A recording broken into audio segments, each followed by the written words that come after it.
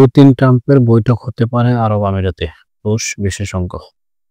রাশিয়ার president Vladimir Putin ও যুক্তরাষ্ট্রের নবনির্বাচিত প্রেসিডেন্ট ডোনাল্ড ট্রাম্প রাশিয়ার প্রেসিডেন্ট ভ্লাদিমির পুতিন ও যুক্তরাষ্ট্রের নবনির্বাচিত প্রেসিডেন্ট ডোনাল্ড ট্রাম্পের মধ্যে সম্ভাব্য বৈঠকের স্থান হতে পারে সংযুক্ত আরব আমিরাত। এমনটাই মনে করেন রুশ পররাষ্ট্র মন্ত্রণালয়ের কূটনৈতিক একাডেমির বৈজ্ঞানিক বিশেষজ্ঞ ভাইস রেক্টর ওলেগ কার্পোভিচ। বৈঠকের সম্ভাব্য স্থান হিসাবে সুইজারল্যান্ডকে নাকচ করে দেন তিনি। বলেন, রুশ বিরোধী নিষেধাজ্ঞায় যোগ দেওয়ার পর থেকে সুইজারল্যান্ড আর নিরপেক্ষ দেশ নেই, ফলে মধ্যপ্রাচ্যের একটি দেশকে বেছে নেওয়া হতে পারে। তিনি বলেন, নির্বাচনী প্রচারণার সময় ডোনাল্ড ট্রাম্প বলেছিলেন ইউক্রেন সংকট সমাধানে তিনি অবদান রাখবেন। সময় এসেছে পরবর্তী ধাপে যাওয়া এবং প্রতিশ্রুতি পূরণের।